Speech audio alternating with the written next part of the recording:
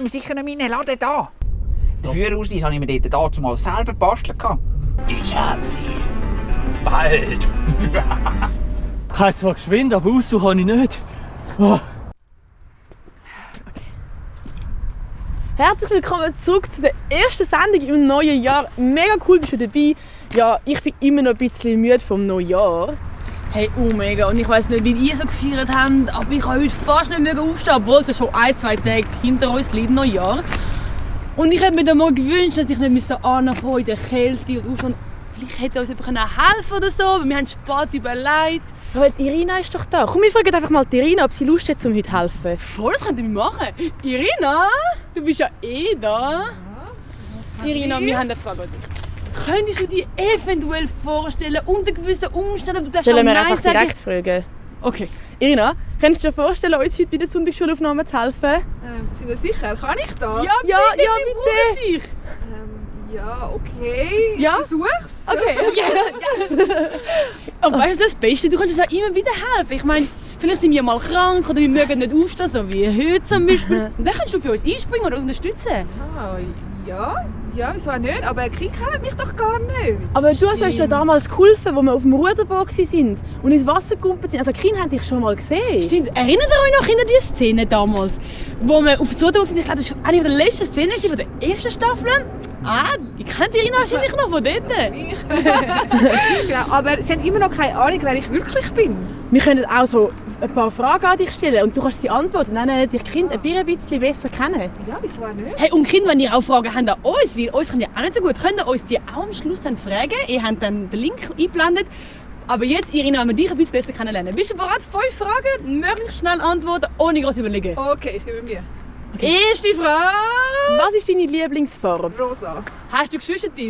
Ja, 2 Brüder und eine Schwester. Was ist dein, oder hast du ein Haustier? Nein, habe ich nicht. Was schaffst du? Ich bin Innenarchitektin. Und auf was freust du dich am meisten im nächsten Jahr? Das ist eine gute Frage. Es gibt relativ viel. Aber so, alles aufzählen kann ich jetzt nicht wirklich. Jetzt müssen wir alle unterbrechen, da, weil jetzt kommt gerade Postfälle. Nein, schon gut. Also sag nochmal, ich habe die letzte Frage nicht gehört. Auf was freust du dich am meisten? Ja, eigentlich nicht wirklich. Es gibt so vieles, wo ich mich darauf freue. Okay. Und das Coole ist, Kinder, ich weiss ja nicht, wie es euch geht in diesem neuen Jahr, was ihr für Pläne habt und so. Aber wir dürfen wissen, dass Gott alles im Griff hat. Und zu seiner Zeit macht er alles wunderbar. Und es gibt auch ein Lied, das genau um das geht, «Seine Zeit». Und das haben wir jetzt miteinander singen. Seine Zeit.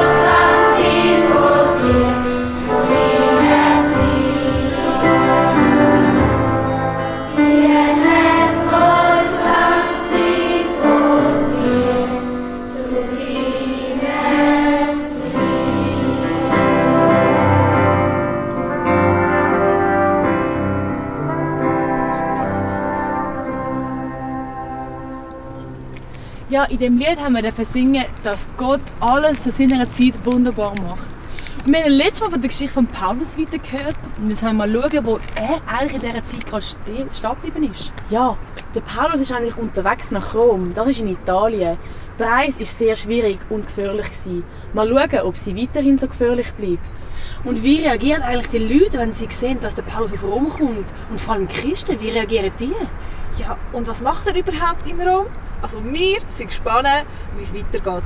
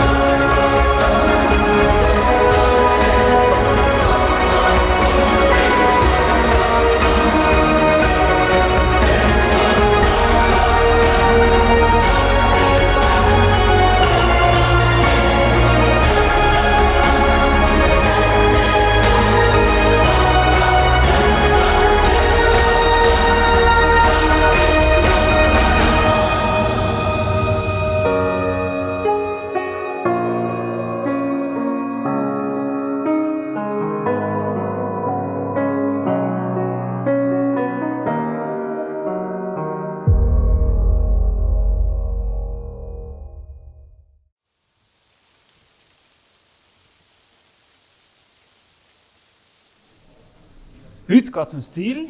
Ich habe für das extra eine Dartscheibe mitgenommen.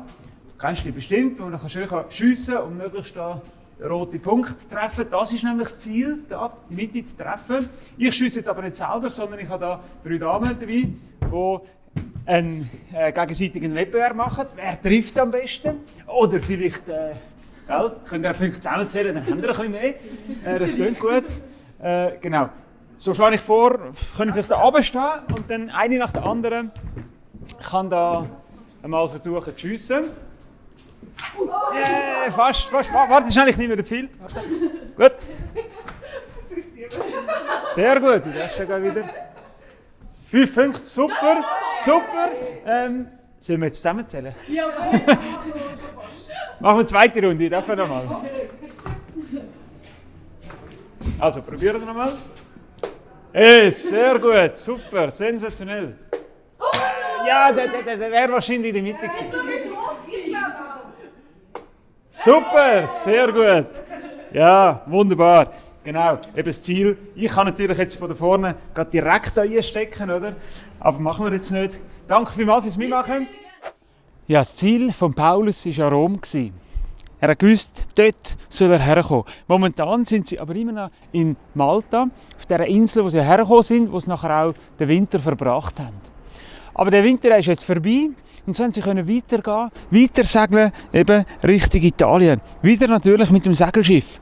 Und es ist momentan eine sehr gute Situation vom Wetter her gewesen. Der Wind hat so ganz schön in ihre Richtung geblasen. Das heisst, sie sind auch sehr gut vorangekommen.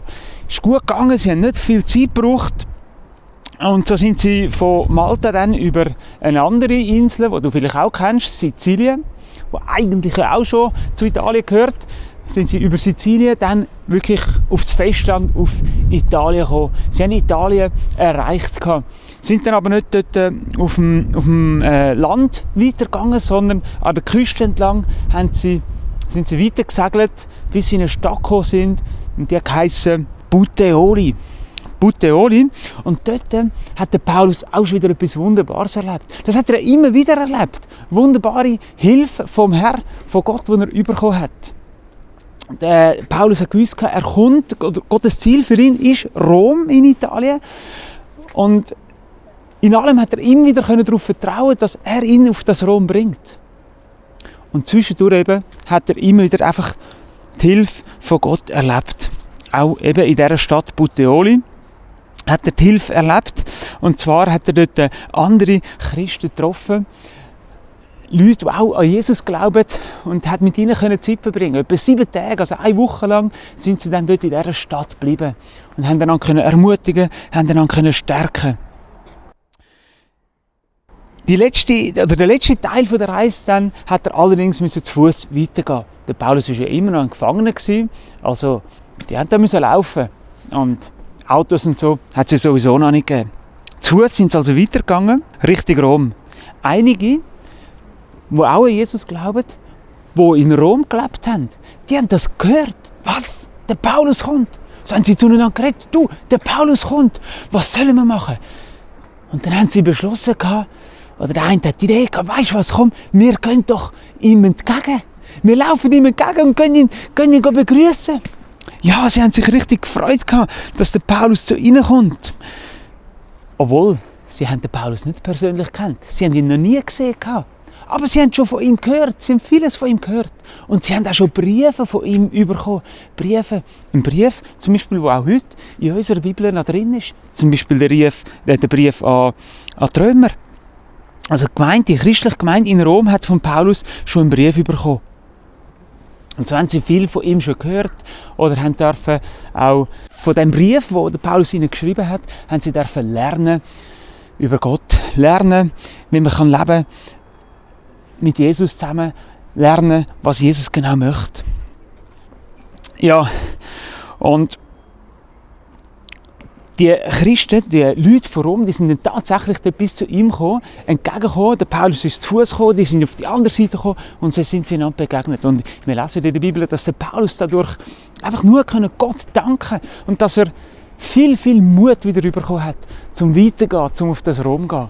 Ja, in Rom. Er hat ja nicht gewusst, was dort auf ihn zukommt. Aber er wusste, dass er mit Gott ans Ziel kommt. Weisst du noch, bei der Zielscheibe, der rote Punkt, das ist das Ziel der Zielscheibe. Und Gott hat auch Ziel. Er hat das Ziel mit dem Paulus, eben, ihn jetzt auf Rom zu bringen. Er hat aber auch ein Ziel mit all denen, die an ihn glauben. Also wenn du Gottes Kind bist, dann hat Gott auch mit dir ein Ziel. Und dann darfst du einfach ihm vertrauen, dass er alles gut macht, dass er dich dort an das Ziel anbringt. Das kann bei jedem wieder ein ganz anderes Ziel sein. Vielleicht ist das Ziel von Gott mit dir, dass du für andere da sein kannst, anderen kannst helfen. Oder dass du vielleicht auch wie der Paulus anderen kannst von Jesus erzählen, Gespendli, dort wo du wohnst, oder was auch immer. Wichtig ist, dass wir vertrauen, dass du kannst vertrauen, dass Gott immer zum Ziel kommt. Und dass alles so passiert, wenn er es eben auch plant. Ja, und das grösste Ziel von Gott ist ja nicht etwas auf der Welt, sondern dass wir mal für immer dürfen bei ihm im Himmel sein. Bei ihm, bei Gott, dort wo er ist. Und das ist der schönste, der wunderbarste Ort, was es überhaupt nur gibt. Dort gibt es keine Tränen mehr, dort gibt es nichts mehr Schlimmes. Nichts Böses, einfach nichts. Es ist nur wunderbar, dort wo Gott ist. Und darum ist das der schönste Ort. Und vor allem, er selber ist dort. Jesus selber ist dort. Und er will uns alle bei sich haben.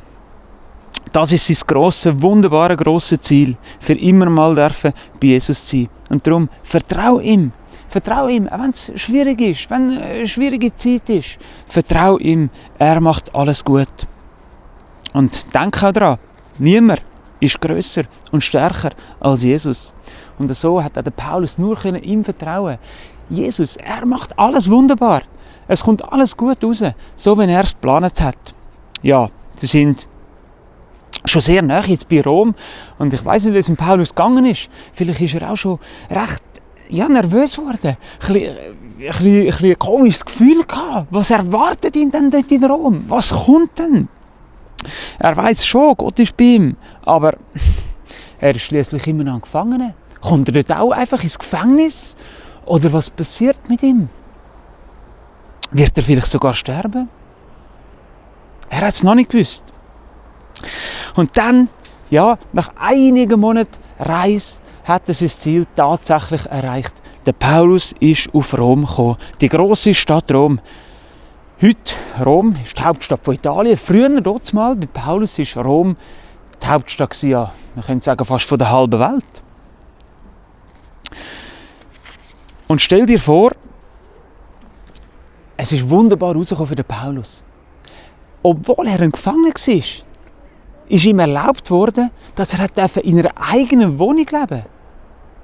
Und noch mehr, er hat sogar Besuch bekommen. Die Leute haben ihn, so viel sie wollen, können besuchen, zu jeder Zeit. Zwar, etwas war noch ein bisschen mühsam, Er hat immer auch einen Wachsoldat neben sich gehabt, oder bei ihm. Er ist immer bewacht worden, er war nicht ganz alleine gewesen, aber gleich, er ist so dankbar gewesen zu Gott, dass Gott das so gut geführt hat. Du musst dir mal vorstellen, du bist daheim und es ist ständig noch 1, 2 Soldaten nebendran. Ist nicht so schön, aber der Paulus, er hat sich nicht beklagt. Er hat nicht aufgegeben. Eben, er hat gewusst, Gott, der Herr, er führt alles wunderbar und auch richtig. Ja, er hilft wirklich jeden Tag. Er ist vor allem da, auch für seine Kinder. Das heisst eben für die an ihn glauben. Gehörst du zu denen, dann darfst du wissen, Gott ist immer auch bei dir. Das hat er versprochen. Ja, und er führt und leitet. Und darum, bitte ihn auch immer wieder darum. Red mit ihm. Dass auch du merken, was ist das Ziel von Gott für dich. Und dass du das nachher dann auch kannst tun. Es gibt einen Vers, einen Satz in der Bibel gefunden. Der heißt so: Ich bin ganz sicher, dass Gott, er, der sein gutes Werk in euch angefangen hat, damit auch weitermacht und es sogar fertig macht, bis zu dem Tag, wo Jesus Christus wiederkommt. Das heisst, Gott macht alles wunderbar fertig, bis Jesus Christus wiederkommt. Und das hat er auch versprochen. Jesus wird eines Tages wiederkommen. Auch darauf können wir uns ganz fest freuen. Wenn wir keine Angst haben, dann können wir uns freuen. Oder kannst du dich freuen, wenn du zu ihm gehörst. Weil dann wird er uns zu sich holen. Also, du darfst vertrauen, Gott hat ein wunderbares Werk angefangen und das wird er fertig machen. Darum leb weiter mit ihm, so wie es der Paulus auch gemacht hat. Er ist uns da ein ganz grosses Vorbild. Wenn ich gesagt habe, Paulus hat viele Besucher dürfen haben. Und einmal hat der Paulus sogar selber Leute eingeladen. Er hat die Juden eingeladen. Die Juden haben ihn ja in Jerusalem, ich weiss nicht, ob du dich erinnern kannst, es sind ja die Juden vor allem die, die ihn angeklagt haben, die gegen ihn waren, weil sie vor allem eben auch nicht geglaubt haben, dass Jesus auferstanden ist, dass Jesus wieder lebt. Und die Juden hat er jetzt, also die Juden, die in Rom gelebt haben, die hat er jetzt zu sich eingeladen und hat mit ihnen geredet gehabt. Er hat ihnen alles erzählen, warum er da ist oder wie es dazu gekommen ist. Er hat ihnen erzählen, dass Jesus lebt. Und sie haben wirklich zugelassen. Es hat sogar eine grosse Diskussion gegeben. Und tatsächlich einige von diesen Juden haben darauf, wo sie das gehört haben, auch angefangen an Jesus zu glauben. Sie haben gemerkt, wer Jesus wirklich ist, dass er der Sohn Gottes ist. Andere hingegen haben es weiterhin nicht geglaubt. Aber der Paulus ist gestärkt worden, dass es wie Frucht gegeben hat, dass er erzählt hat und Leute haben darauf geglaubt. Der Paulus ist 2 Jahre lang in dieser Wohnung dort in Rom geblieben. Gott hat ihn daher gebracht. Und jeden Tag hat er mit Menschen über ihn reden. Mit Christen, mit anderen Christen, mit Juden und nochmal anderen. Und unter anderem, einer von denen, der hat Onesimus geheissen. Wir wissen nicht genau, was sie miteinander geredet haben, aber vielleicht hat es ungefähr so ausgesehen.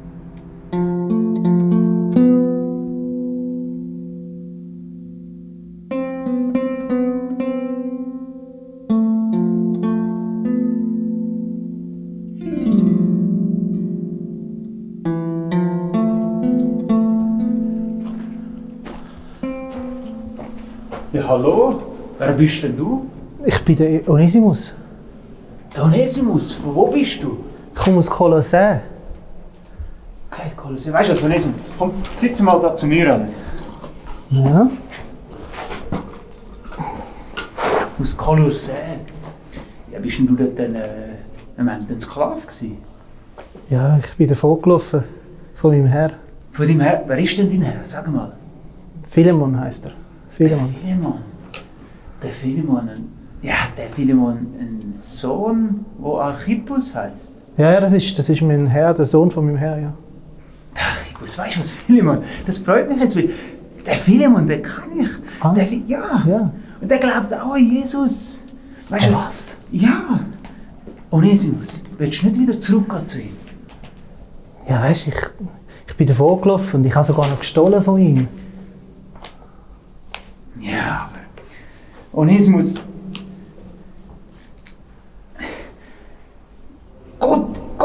für Gott Gott ist das kein Problem. Gott kann aus dir wieder einen neuen Mensch machen. Genau darum, wegen so Sachen, hat er ja seinen Sohn Jesus auf die Welt geschickt. Jesus ist gestorben, genau, weil wir eben nicht gute Sachen machen, weil wir sündigen. Aber er ist auferstanden. Er lebt für immer und er vergibt uns alles, was wir falsch gemacht haben. Er vergibt unsere Sünden, auch dir, Onesimus. Kann er wirklich mir vergeben? Bei all dem, was ich gemacht habe, kann er mich überhaupt noch lieben? Ja, auf jeden Fall. Onesimus, er kennt dich. Ich bin nicht besser als du. Er kennt dich und er will auch dir vergeben. Wenn du ihn um Vergebung bittest und an ihn glaubst, dann darfst du ein Kind von ihm sein. Und du darfst wieder neu anfangen. Du darfst ein neuer Mensch werden, ein neues Leben haben. Und so kannst du auch wieder zum Philemon zurückkommen. Er glaubt das auch. Ja, das möchte ich machen. Aber weißt du was? Wenn ich dann zurückgehe, könntest du mir vielleicht noch einen Brief mitgeben? Auf jeden Fall, ich bin da sowieso schon einen Brief schreiben. Das mache ich. Ich schreibe dem Herrn Philemon einen Brief und dann nimmst du ihn mit. Und mit Jesus kommt es gut. Machen wir so. Wunderbar.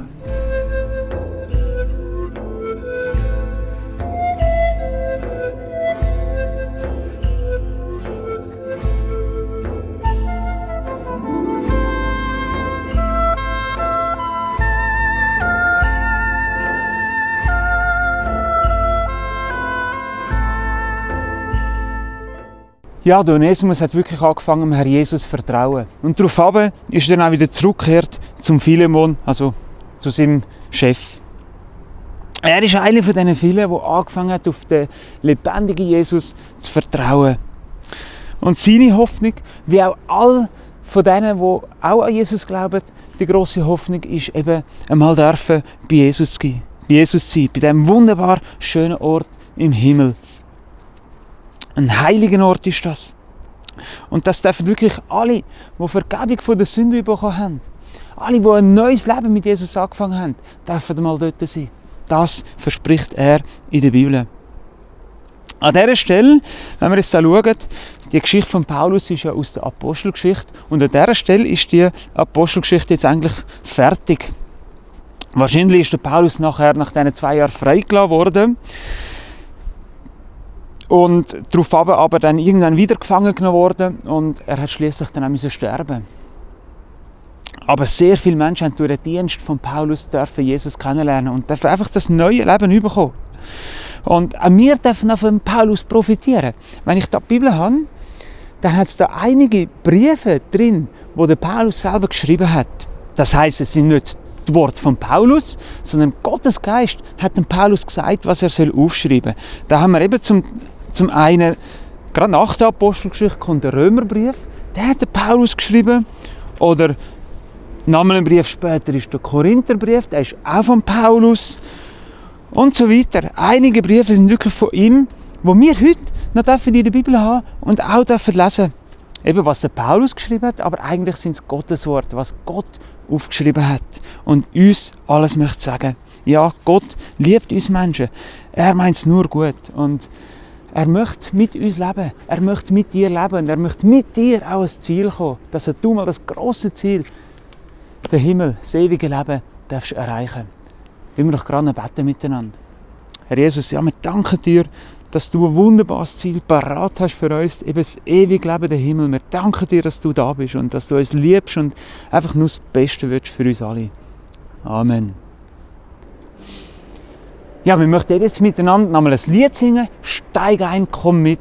Ja, ein Lied, das uns auch auffordert, eben mitkommen, mit Jesus. Mit Jesus können wir ganz einen Haufen erleben, bis hin zum Himmel, dann, wo wir bei ihm sind. Steig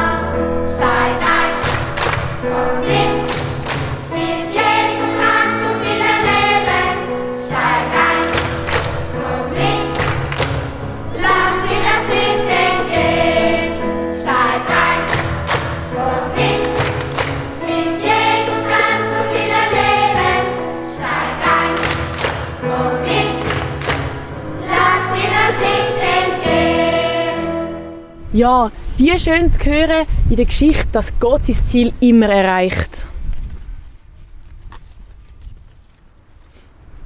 Ja, und unser Ziel für euch ist es, dass ihr die Chance habt, zum Mitmachen beim Wettbewerb noch etwas gewinnen könnt. Ich weiss, oder wir wissen, ein paar von euch haben schon etwas gewonnen. Ein paar von euch machen schon wochenlang miteinander nie etwas gewonnen. Aber ich will euch motivieren, dass ihr immer wieder mitmachen beim Quiz. Es gibt auch das wieder mal einen coolen Preis. Sehr fein. Und wer nicht mitmacht, kann gar nicht gewinnen. Und wenn ihr mitmacht, dann könnt ihr automatisch auch in der Auslosung teilnehmen. Bei der Auslosung teilnehmen. Genau. Ja, und das bringt uns auch zu der ersten Frage von dem Quiz. Irina, willst du die machen? Genau, ja, dann fange ich gerade an. Wie reagieren Christen in Rom, wo sie gehört haben, dass der Paulus kommt? Antwort A, sie gehen ihm sofort entgegen. Antwort B, sie warten in ihren Häusern auf ihn. Und Antwort C, es ist ihnen einfach egal. Die zweite Frage ist, welche Bücher in der Bibel hat der Paulus geschrieben? Achtung, es sind mehrere Antworten möglich. Die Antwort A ist der Römerbrief, die Antwort B der Korintherbrief oder die Antwort C die Apostelgeschichte. Und die dritte Frage die ist, warum erreicht Gott immer seine Ziele? Die Antwort A, weil die Menschen ihm kochen. Die Antwort B, weil er der Herr über Himmel und Erde ist. Und die Antwort C, weil die Menschen ihm dabei helfen. Ja, und die Knechte und die Geschwind sind ja auf der Flucht. Wollen wir doch mal schauen, ob sie davor kommen. Wir gehen in dieser Zeit rein, weil es ist kalt und es fängt an zu regnen. Bis nachher! Bis nachher! Bis nachher!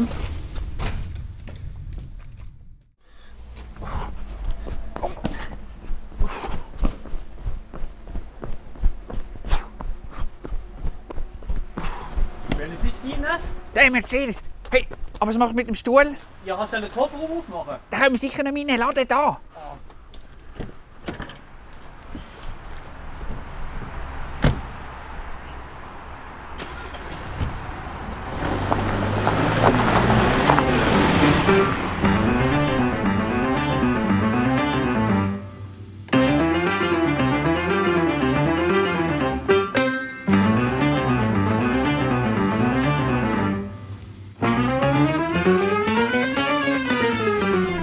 Ich hab sie. Bald. Aber das ist 30. Gemüsli. Wir werden verfolgt. Es ist wichtig, dass wir schneller fahren. Wo kann man sich da heben? Du müsstest eigentlich so Geschwindigkeiten gewöhnt sein. Du bist ja der Geschwind. Ja, aber dann bin ich am Steuer. Aha. Vertraust du mir nicht? Nein. Sapperlot. Ich kann im Fall auch Auto fahren. Den Führerausweis habe ich mir dort dazu mal selber gebastelt. Eben. So fahrst du auch. Es geht.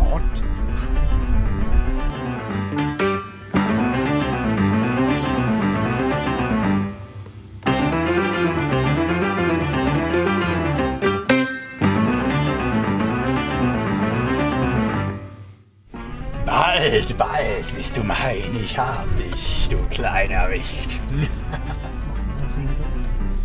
Was machen wir hier in diesem unbekannten Dorf? Oh, oh, da kommen noch Leute entgegen. Was läuft denn hier? Was ist denn hier los?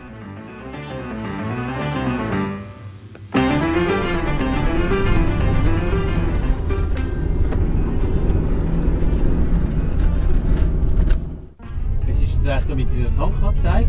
Das ist komisch. Vorhin war noch voll. Ja, aber jetzt ist ja leer. Das ist Wie weit sonderbar. kommst du jetzt noch? Ja, höchstens noch bis dort vorne. Ja, aber hast du nicht eine Tankstelle?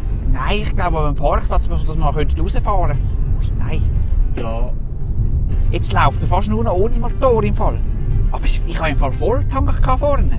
Ja, aber jetzt ist ja leer.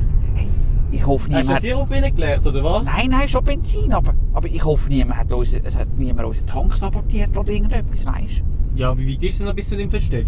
Ja, schon noch etwa 500 Kilometer. Ja, nein, das schaffen wir nicht mehr. Aber stell den kurz da hin. Halt mal sonst da an Ja. und dann kann ich sonst mal schauen, ob eine Tankstelle in der Nähe ist. Ja, nimmst du noch ein paar Benzinkanister mit oder irgend so etwas, ja? Oder kannst du dort sicher kaufen? Komisch. Er ist abgewogen. Ha! Mal schauen, wo er hingeht.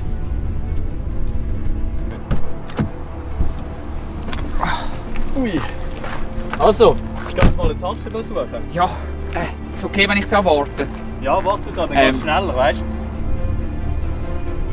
Ja, ich brauche den Power Diesel, hä? Power Diesel. Sehr gut, ja. Ja, das sollte alles sein. Alles gut, dann gehe ich suchen. Das ist gut.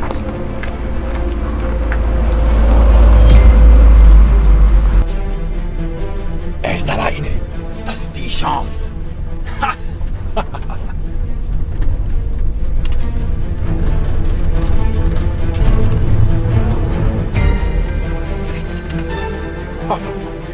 Na warte.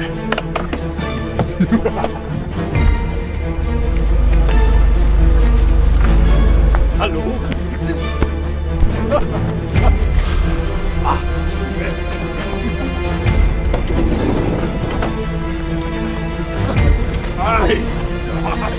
Hat er viel gegessen. Oh, jetzt gibt's doch mal Ruhe.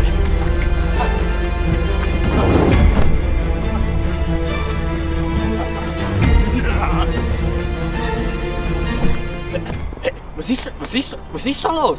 Hallo? Was macht ihr? Hä? Hey, der hat die Knüttel weggenommen. Ich muss ihm nach.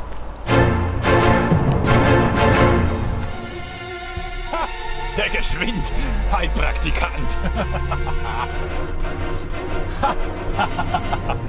Fair, er wird uns nicht kommen.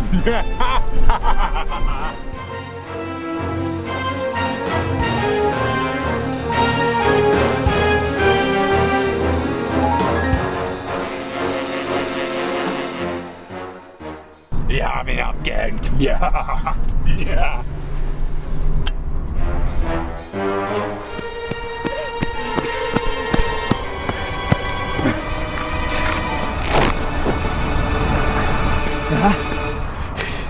Ich habe zwar geschwind, aber Ausdauer habe ich nicht. Oh. Nein, dann komme ich nicht mehr nach. Oh, jetzt haben sie den Knüssli entführt. Was mache ich jetzt? Jetzt gehe ich gleich mal heim. Mache mir einen Plan. Suche den Entführer. Und gehe gut trainieren. Dass ich den Knüssli wieder befreien kann. Ui, nein. Ich muss mir jetzt etwas überlegen lassen.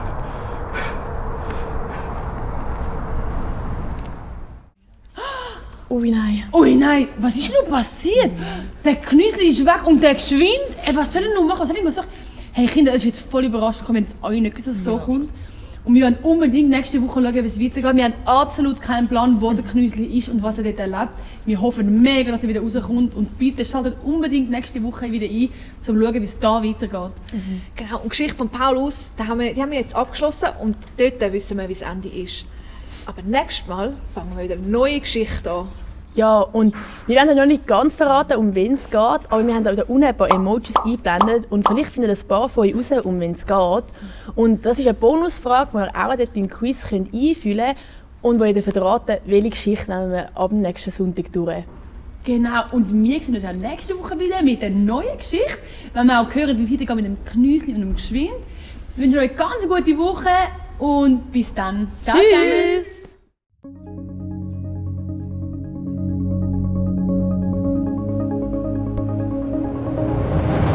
Sizilien, dann wirklich aufs Festland, auf Italien gekommen. Sie haben Italien erreicht. In allem hat er immer wieder darauf vertrauen, dass er ihn auf das Rom bringt. Und zwischendurch eben hat er immer wieder einfach die Hilfe von Gott erlebt. Der letzte Teil der Reise dann hat er allerdings zu Fuß weitergehen. Und sie haben auch schon Briefe von ihm bekommen. Ein Brief, zum Beispiel, der auch heute in unserer Bibel noch drin ist. Zum Beispiel der Brief an die Römer. Die Leute von Rom, die sind dann tatsächlich bis zu ihm entgegengekommen. Der Paulus ist zu Fuß gekommen, die sind auf die andere Seite gekommen und sie sind einander begegnet. Und wir lesen in der Bibel, dass der Paulus dadurch einfach nur Gott danken konnte und dass er viel Mut wieder bekommen hat, zum Weitergehen, zum auf das Rom zu gehen. Ja, in Rom. Er hat ja nicht gewusst, was dort auf ihn zukommt. Er hat aber auch ein Ziel mit all denen, die an ihn glauben. Also wenn du Gottes Kind bist, dann hat Gott auch mit dir ein Ziel. Und du darfst einfach ihm vertrauen, dass er alles gut macht, dass er dich dort an das Ziel anbringt. Das grösste Ziel von Gott ist ja nicht etwas auf der Welt, sondern dass wir mal für immer bei ihm im Himmel sind. Heute, Rom ist die Hauptstadt von Italien. Früher, dort mal, bei Paulus, war Rom die Hauptstadt, ja, man könnte sagen, fast von der halben Welt. Obwohl er ein Gefangener war, ist ihm erlaubt worden, dass er in einer eigenen Wohnung leben durfte. Er hat sogar Besuch bekommen. Die Leute haben ihn so viel sie wollen, können besuchen, zu jeder Zeit. Für Gott ist das kein Problem. Gott kann aus dir wieder einen neuen Mensch machen. Genau darum, wegen so Sachen, hat er ja seinen Sohn Jesus auf die Welt geschickt. Und auch wir dürfen von Paulus profitieren. Wenn ich da die Bibel habe, dann hat es da einige Briefe drin, die der Paulus selber geschrieben hat.